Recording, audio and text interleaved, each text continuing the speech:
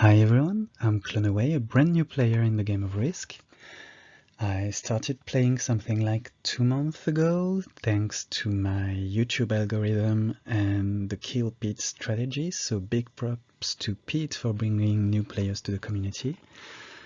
I have a rather long history with strategy games, board domination games, and so I started taking the game a bit more seriously when I entered the Free-for-All World Championships Season 3.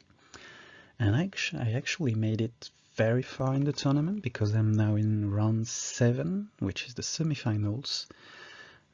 18 players remaining out of 500-ish at start. And so this video is about a practice game for the settings of these semi-finals in a ranked lobby. And this will feature an in-depth analysis pre-game and post-game. So let's dive into it.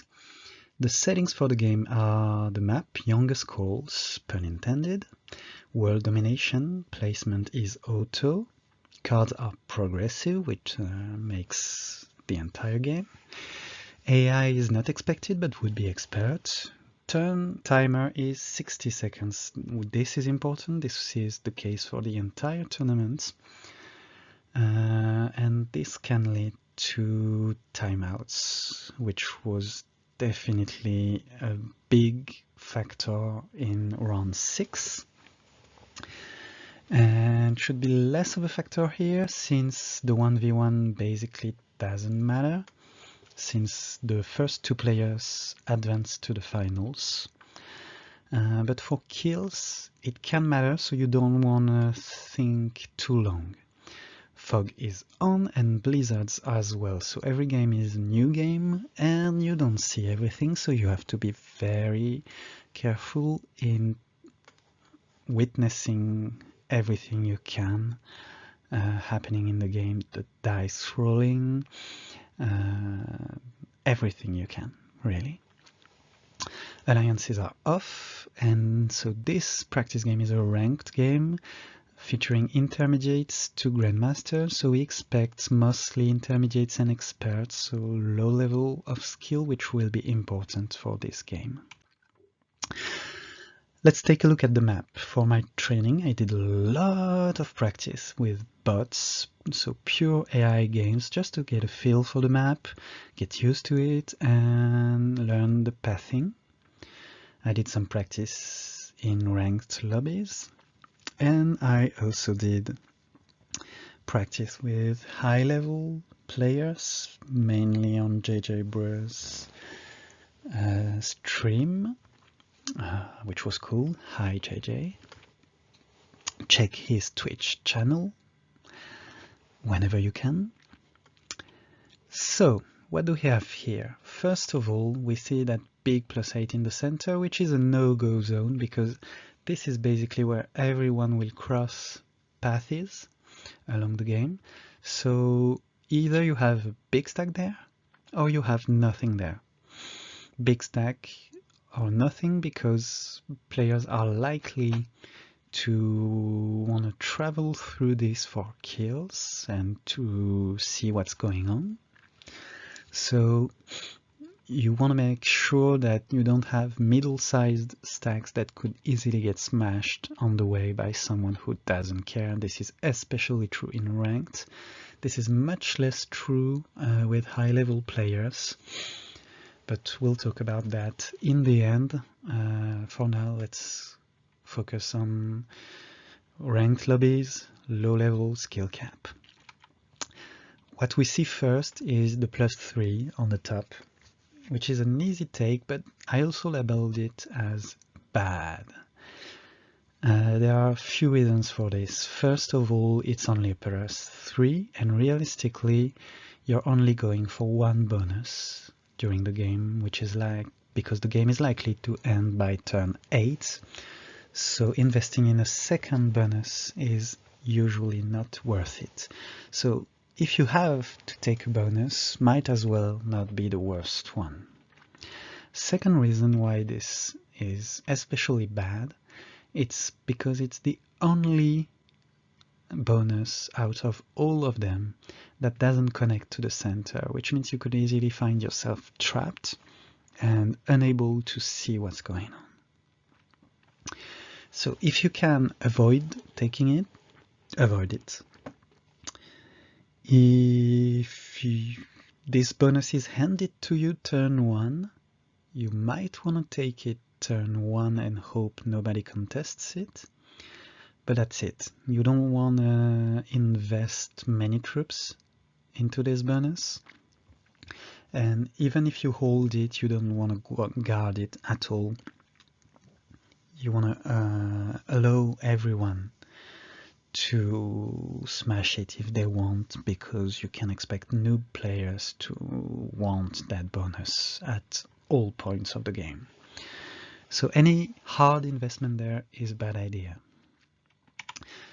On the other side, we have the +4, which is a meh. It's like not bad, but not good either. If that's your play, go for it. But if you find anything better, go for anything better. On the good side now, we have 3 bonuses which are linked to each other. So these ones are really good, but that's also where you expect people to fight.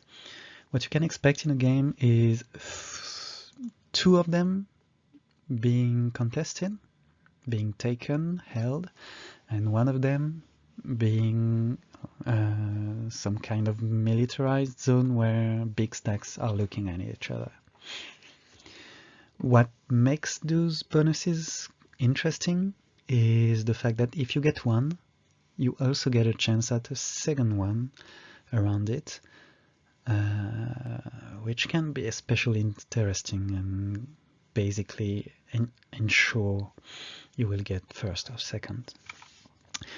The islands is especially tricky because of the pathing there, so it's two-sided. It's tricky at start to get it because of the pathing, so actually holding the bonus might take more turns, but in the end game there's no incentive for high-level players to go for you there because they know the pathing is dog shit, so it will be harder to kill you there. Finally, we have the God Tire, what I could call the God Tire, the biggest bonuses, especially those bonuses you don't want to guard them heavily, you don't want to fight for them, but if you can get a hold of them and everyone around allows it, good for you, go for it. If your troops are there at start, well, let's just go for it. The game is expected to end by turn 8, so let's say that the last time you will get troops out of these bonuses will be turn 7. We could do the math. We expect the bad +3 to be held by turn 1-2, the +4 to 2-3, the good +5 turn 3-4, and the God Tire turn 4 probably. So you could do the math and check your return on investment. Is it worth it to go for those bonuses or not? As we will see in the game, it's important to hold the bonus even for 1 turn, but you can perfectly win the game without ever holding any bonus, so it's not that important in progressive. So, before we dive into the game itself, let's take into account the fact that there are roughly 3 phases in the game. First phase being trying to take a bonus if you can and protect as many exterior positions as possible, mostly for vision purposes, but also as life insurance in case someone smashes into your main position. You might leave to see another day if you have an exterior that that person didn't find. Second phase of the game is stacking troops, preparing for the endgame. So by the start of turn 3-4 and until around turn 7, you actually want to regroup all your troops in 1 or 2 big stacks. Because you're preparing for the endgame, everything will go crazy around turn 7-8. So you cannot expect to hold a bonus. You don't care anymore about holding a bonus. Everything is about cards and kills at that point. So what you want to do is have those 1 or 2 big stacks and be ready to go for kills, or worst case scenario, show strength as much as you can to as many players as you can. Show them how big of a stack you can muster to make sure they don't want to go for you. Hiding troops at that point is a very bad idea, because the less you show, the weaker others may think you actually are, which means they could plan to kill you, which is definitely not your objective. You want to be the hunter, not the hunted. So I think we are now ready for the game. Everything is set up. We have everything we need in mind. The game itself might be a little boring if you're not paying close attention, and I definitely encourage you to pay close attention to everything that's happening, every little detail, because everything will go nuts by the end of the game, and it will only make sense if you followed everything that happened before, and you will only gain, maybe, if you're lucky, if I'm not too bad, something out of this video if you watched the entire game very closely, every single little detail. You will hear me kind of mumble into my beard. Sorry about that. I'm more focused on the game than on commenting it. I'm not a professional YouTuber. So try and follow my line of thought. Try and find out what I missed. And try and basically have a good idea of what's going on everywhere on the map to understand what happens in the end game, and see you at the end. Let's see if everything I will cover in the post-game analysis, you had it in mind, or if you didn't notice it at all. Hope you enjoy, and see you for the post-game analysis. So, ranked game. Oh, it smells like collab already. Whatever.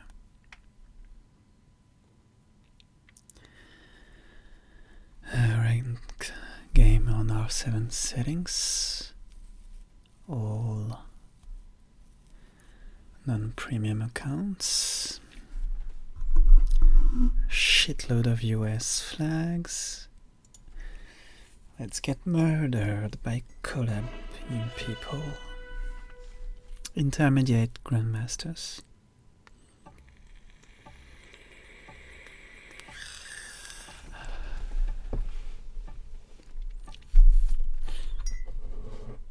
Alright, position is... everyone is in the game, no bots. I'm fucking first. This is fucking crowded. I have no vision. Holy shit, what a choke, but it's torn in two. I have no strength here.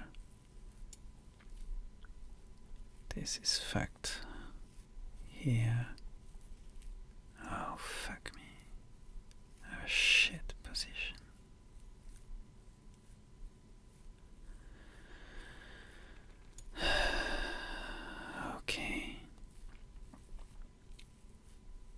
My as well build here and see. Oh, fuck. Okay.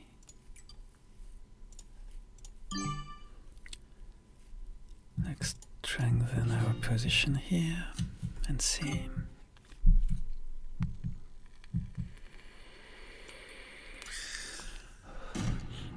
I am at the deep end of this shock, which is good. They're gonna fight for this. Unless, yeah, okay. Green is building strong here. What does red do? I hope red goes for this as well. I don't want anyone to come out of here. But I'm pretty sure blue will have 5 troops and will go for this. Which means I fucked. I'm so fucked.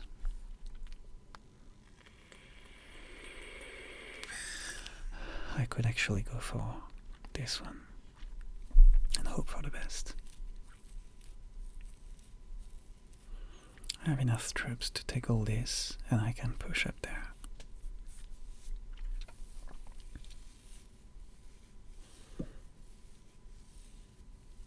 Okay, red is building up. What does red do? Uses troops here. Goes away from the bonus. Okay.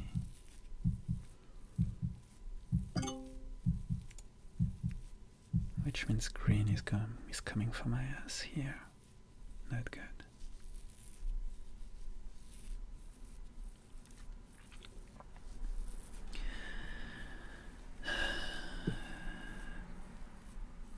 Pink doesn't have here, but fucks me there. Pink is going for this one.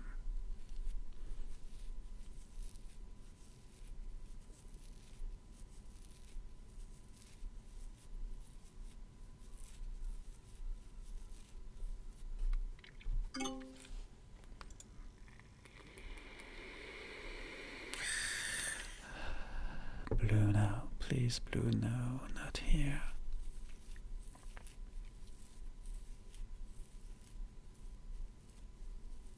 Okay, blue is attacking elsewhere and didn't add anything here, which is cool. Cool. I can actually go for the +6 now.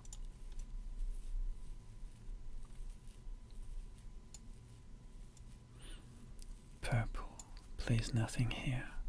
All I want to see. Okay, purple takes this, makes sense. Only 4 troops. No, just take it.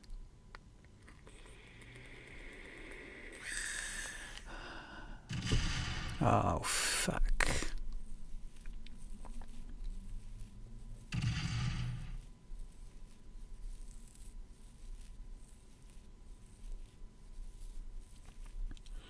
Okay, my only remaining spot is here. I'm losing that 3. I cannot fight.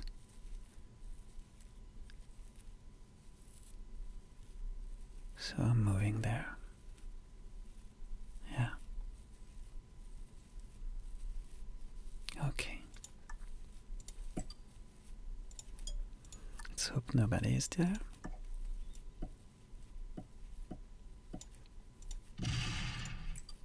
A 2, okay.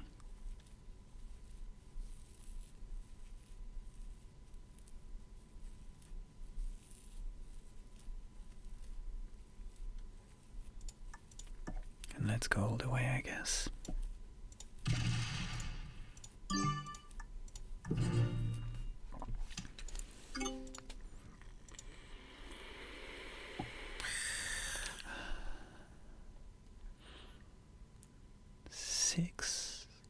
That's weird. Okay, attacking elsewhere, preparing the move on my 4.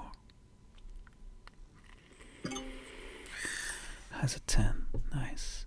Okay, gives me a way out, which is cool, actually.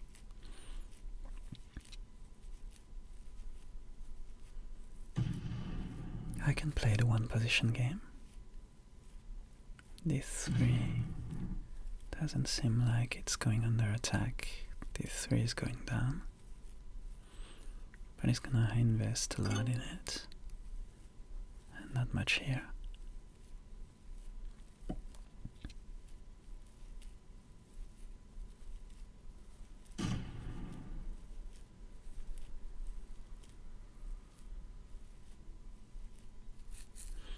So green knows I'm going for this.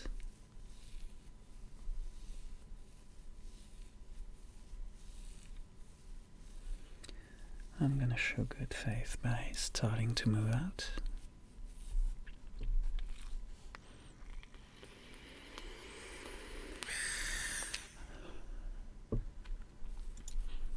How about bonuses? No one so far. Okay.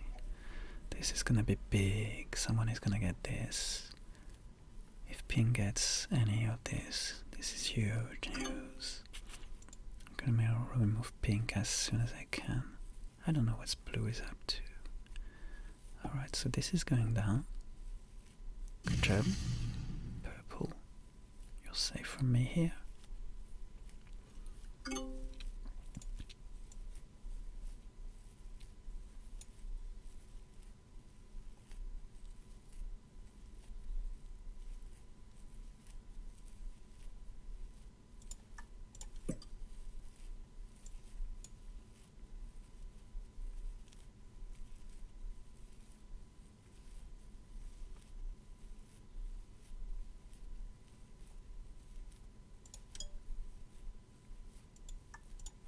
Let's remove pink.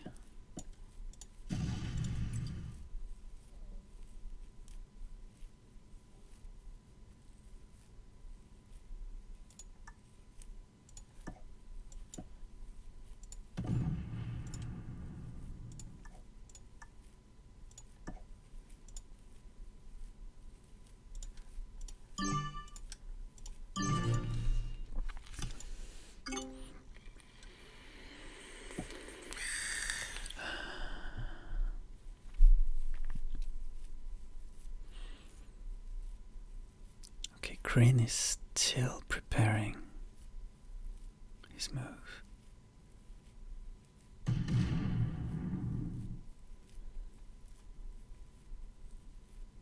Okay, green is taking it real slow.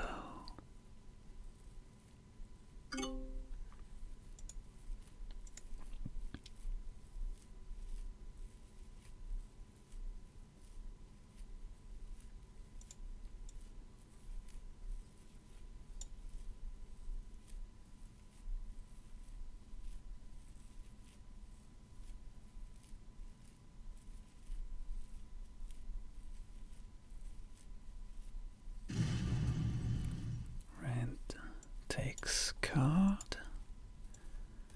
Nobody on a bonus now. That's insane. Slow.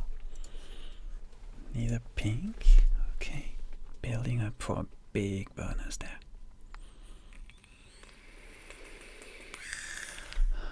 What are you doing, pink?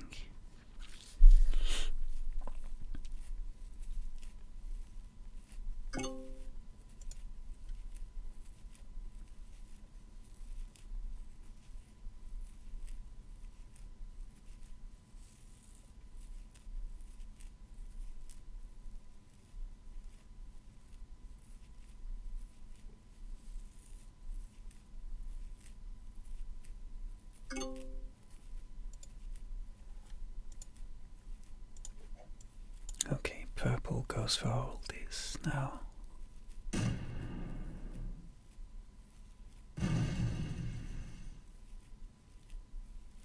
Now the question is, can we be friends with purple?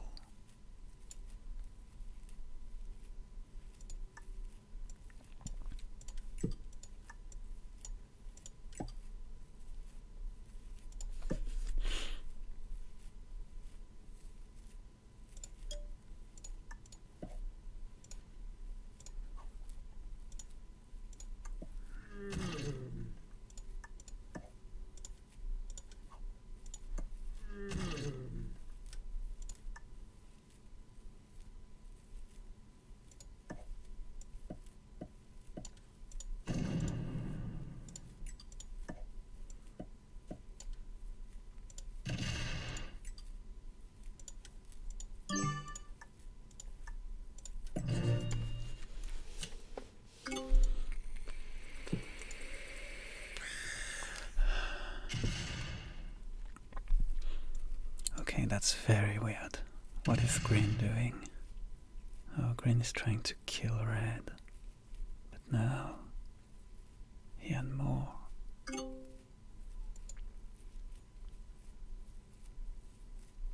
Okay, very weird from green.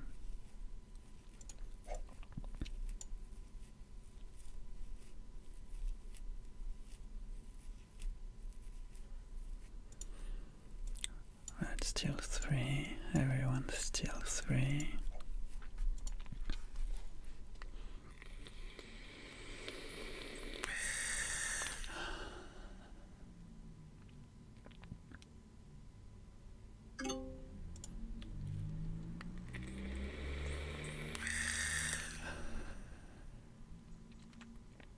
Should we move green from here? Pink still 3. Holy fuck, nobody is building up.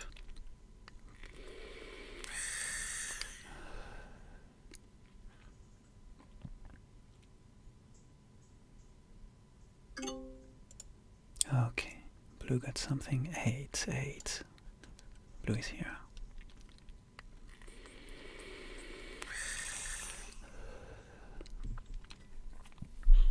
So blue on this, and it seems like green knows that red is weak. For some reason.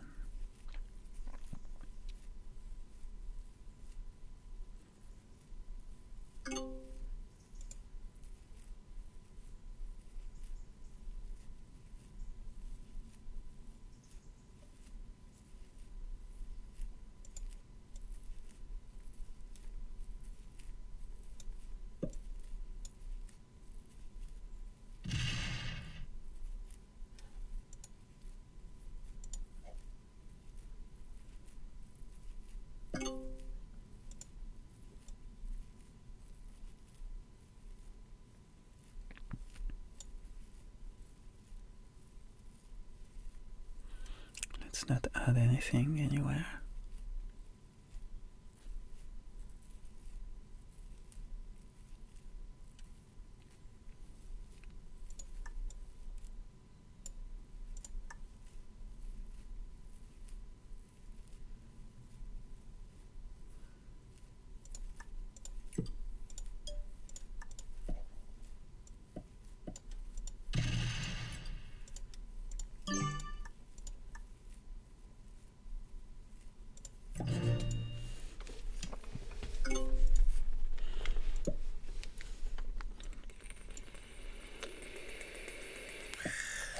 What does green do?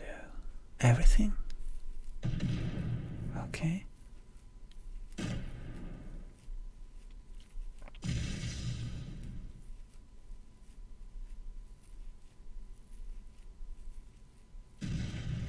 Okay, goes for it all. Alright? Sure.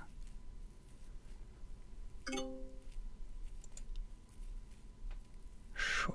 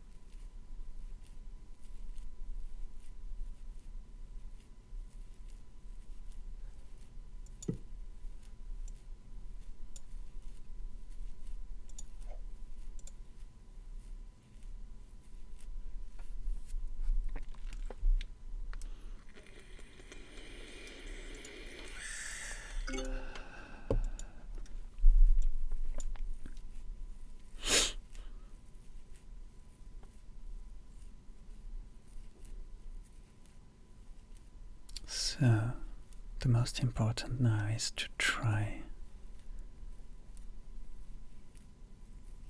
and prepare a kill on green.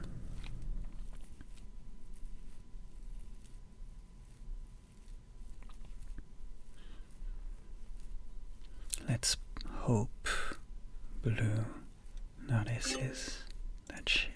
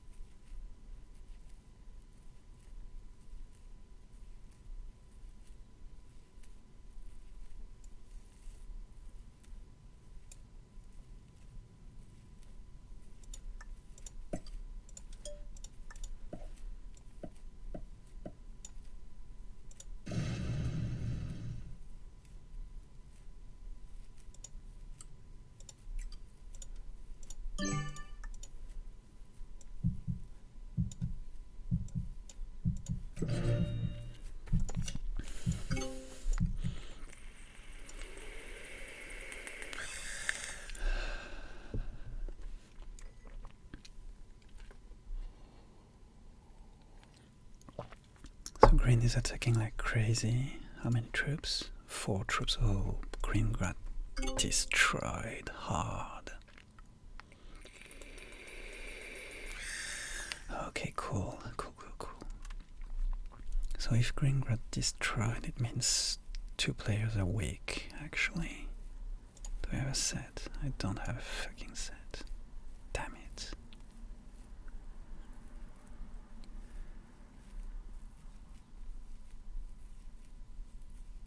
So I should go for the kill on green as up. But I don't know. Do they have anything up there? That's the question.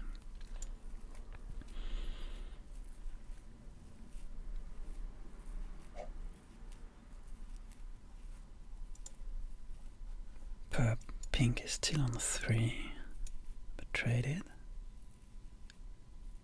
Green traded so fucking early. Damn it. 10, 10, 20. I think I can get the kill on green. Not sure though.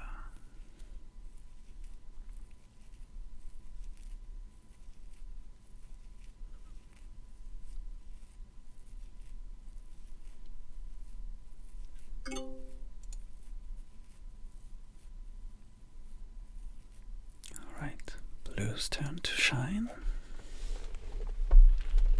Then purple. Does purple kill me? That's the question.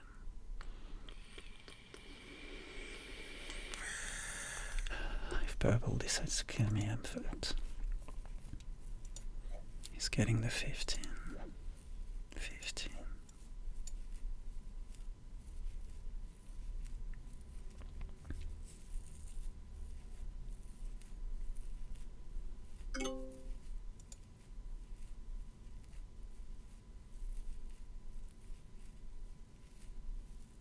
Could fuck me entirely. What does he do? The more he puts there, the more I'm fucked. 20. That looks defensive. Okay. That looks good. Okay. Moving in.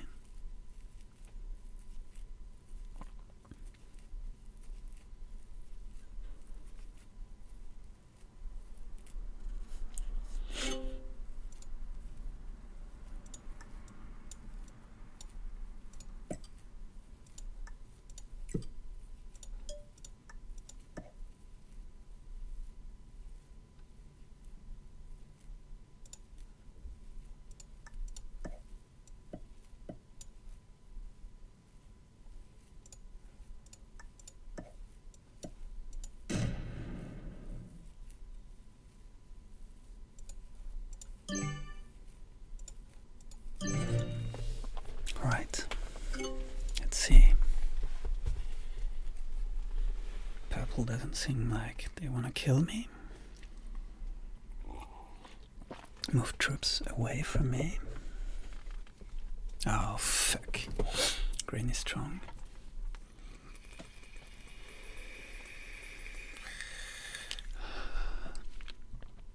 So green is now on the 0 cards.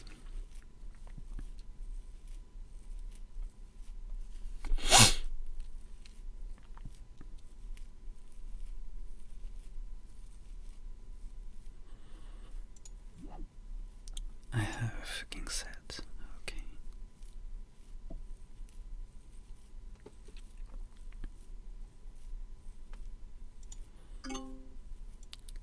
So red took the top.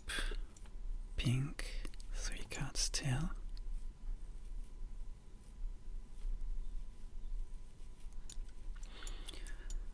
Red has the top. Blue had this. That is still.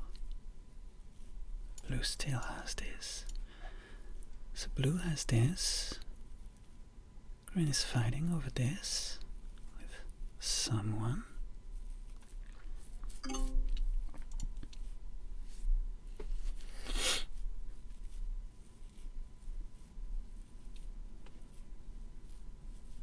What is pink doing?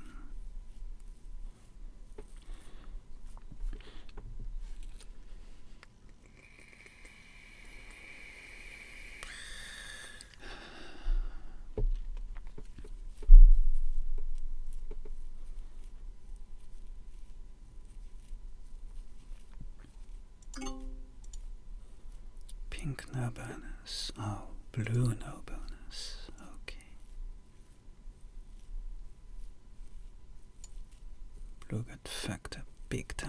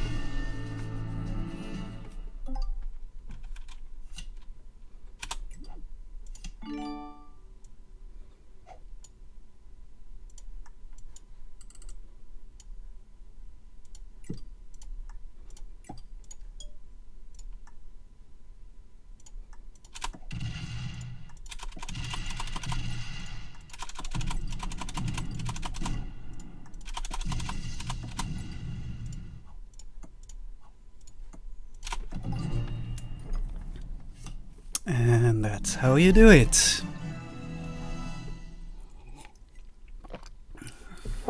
Alright, nice. GG.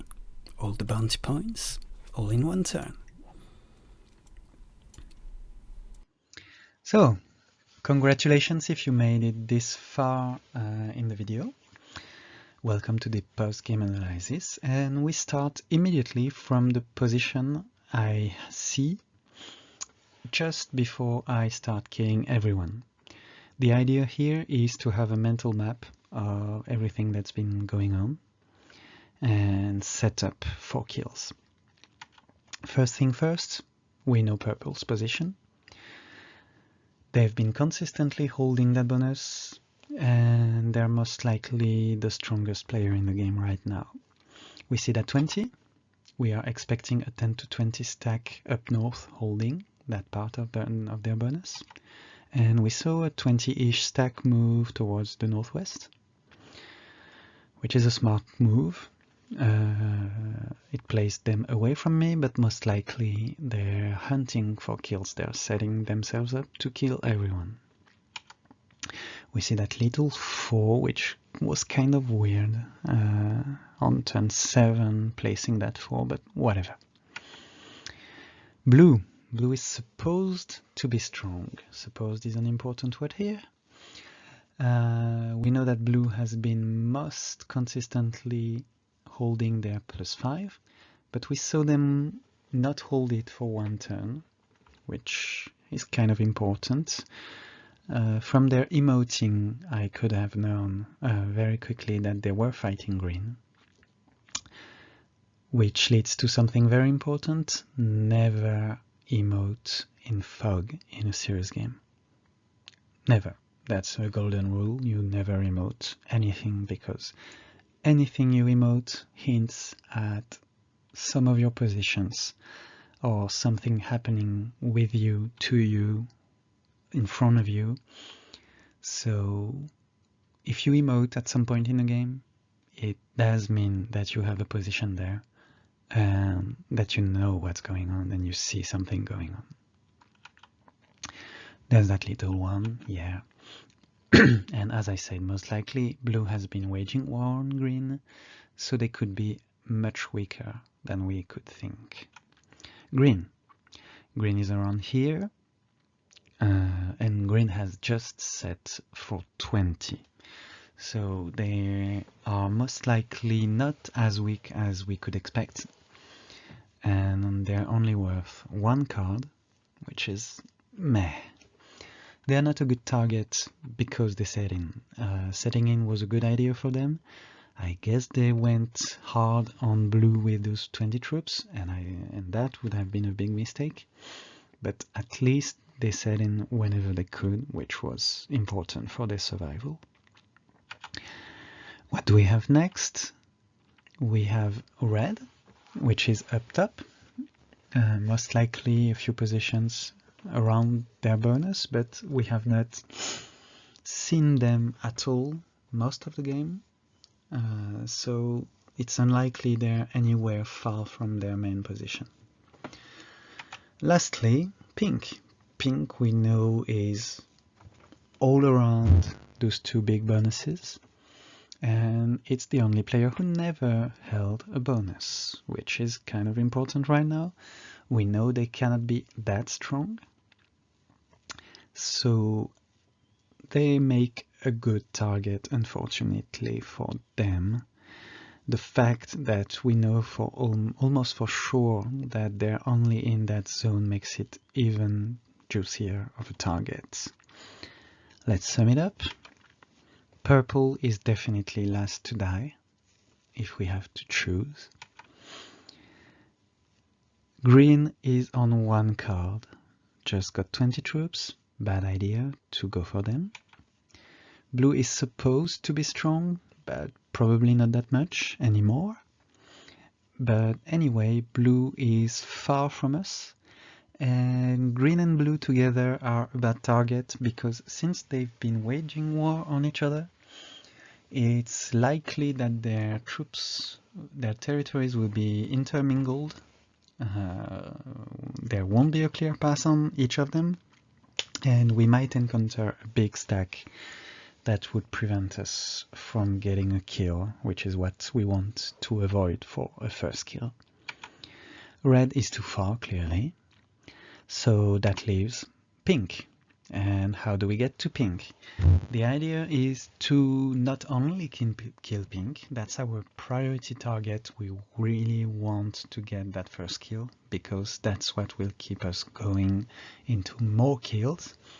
But we want to preserve our chances to sweep the board entirely.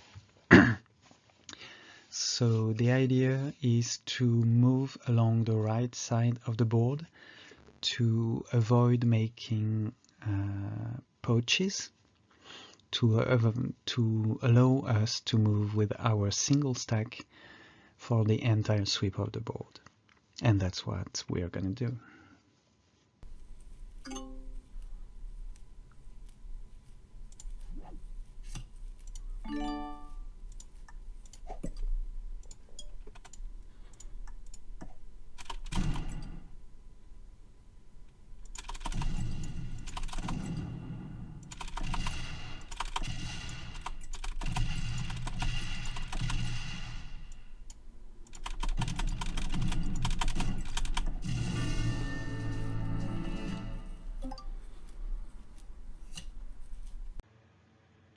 So we just killed pink, and now what do we have?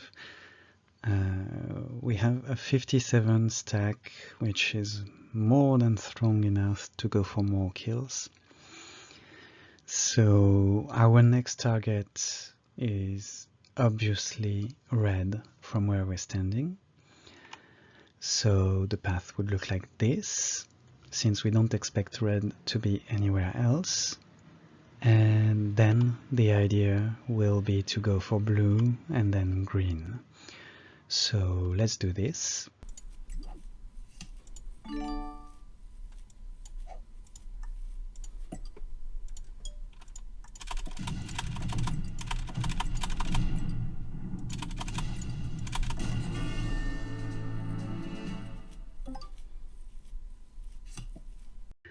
And we just killed red. We have 35 troops left to place.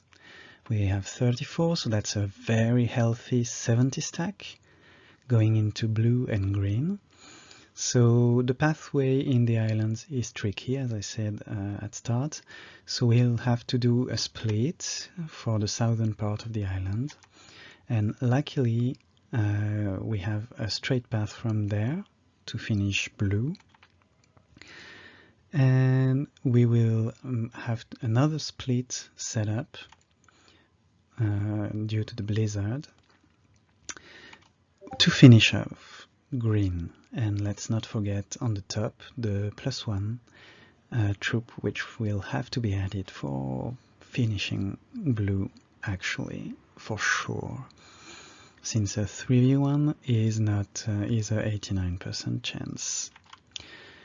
What is important here is to have kept the path open, otherwise I would have had to split another time in the island. It's not that important here due to the high amount of troops I have, but it could have been.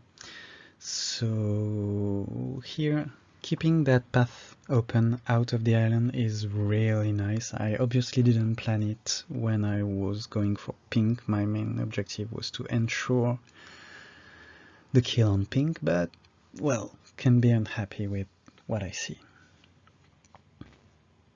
So let's go for this.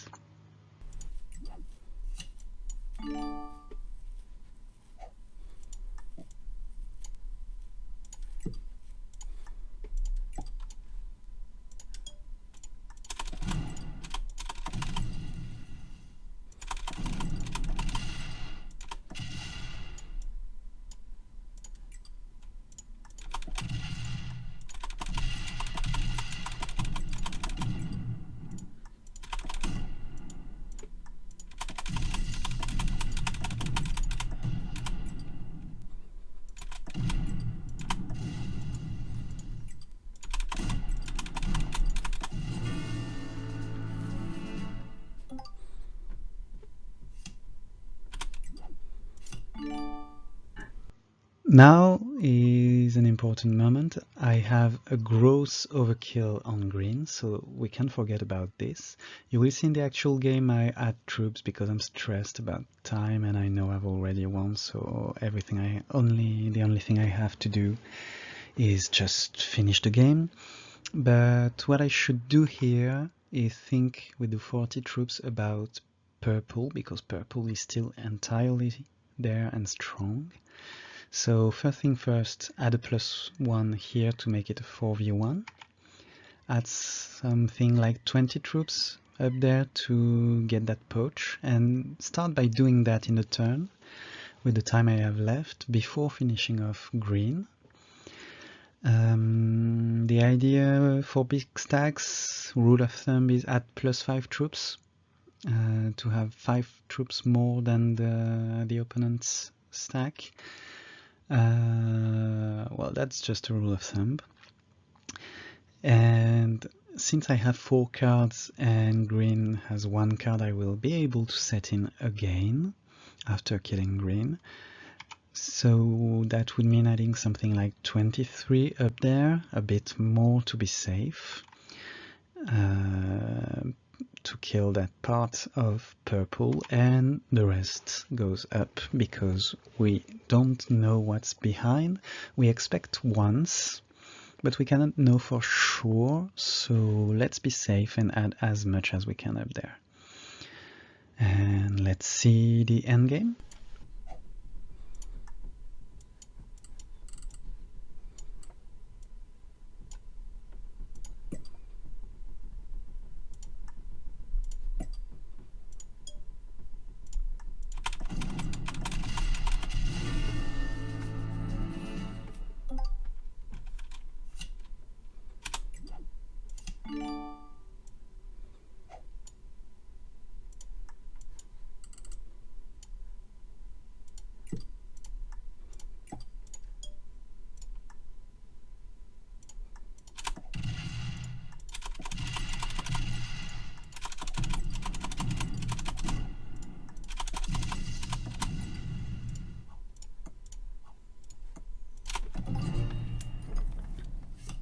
And that's how you do it.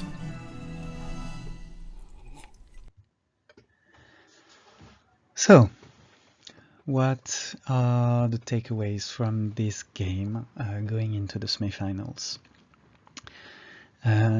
First of all, major steps at low level, what I said at start. First of all, try and get a good bonus. This is unusual for prog. Usually in prog games you're not focused on bonuses, but this map makes it interesting to get a bonus.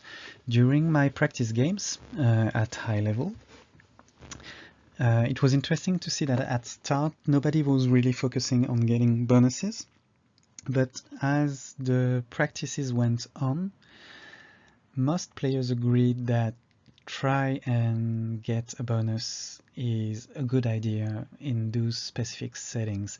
So it was really interesting in practices to see that people were actually creating a meta game for those specific settings as we went within a week. That was really fun to see and be a part of. Second step, set up a big stack towards the center.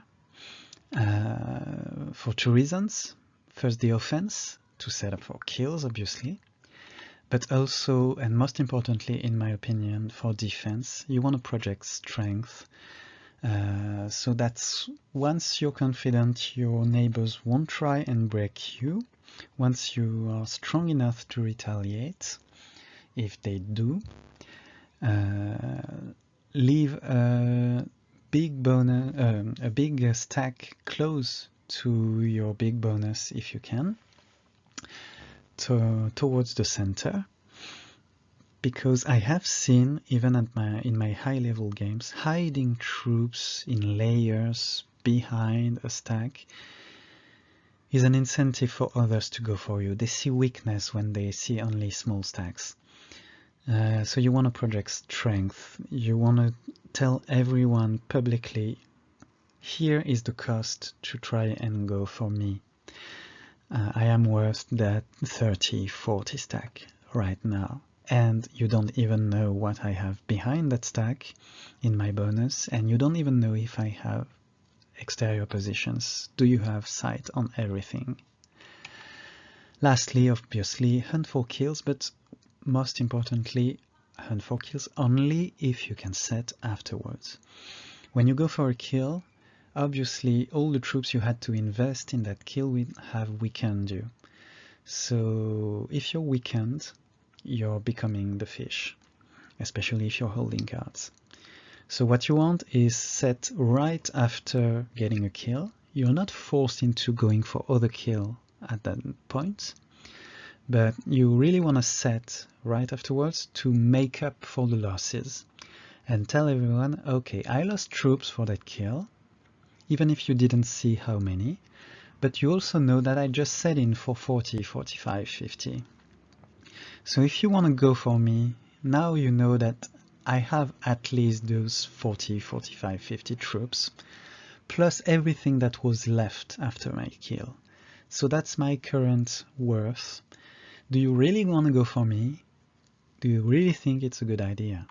And at that point, it's important to regroup as many troops as you can, because you just opened the game, you're expecting everyone to go whack at each other for the win.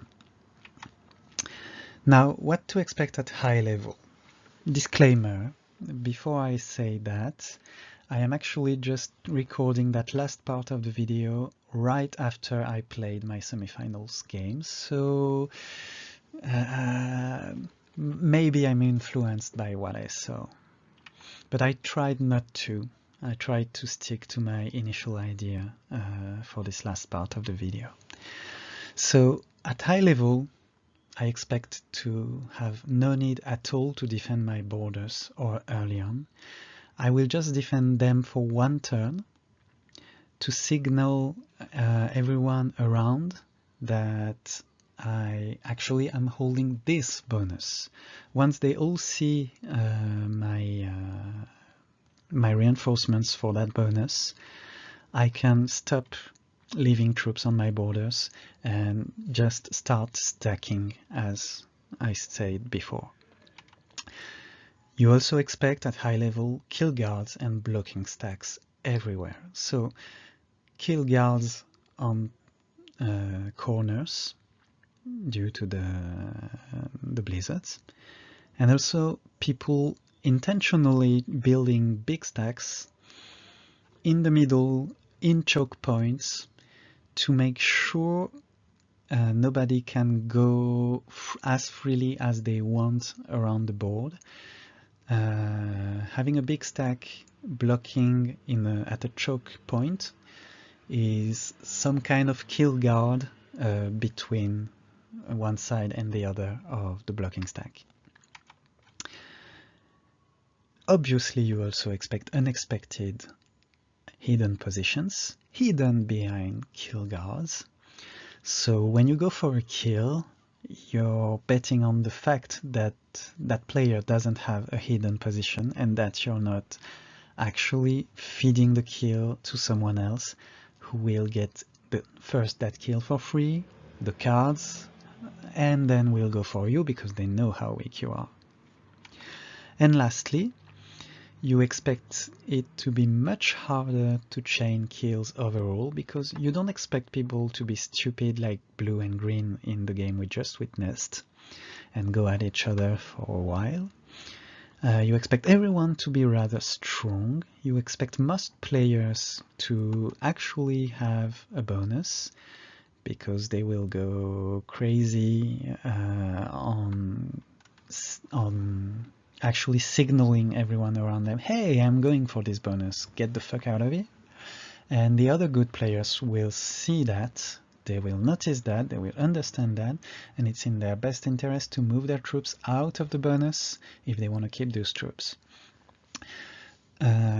For this reason, trying to regroup everything in one big stack is even more important, especially once you get a kill, because once you have only one big stack somewhere, everyone coming and seeing your stack sees, okay, there's this big stack, 65, 70, whatever.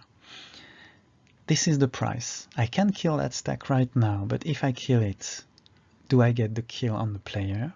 I don't even know for sure whether they have another position that I missed that I can't access this turn.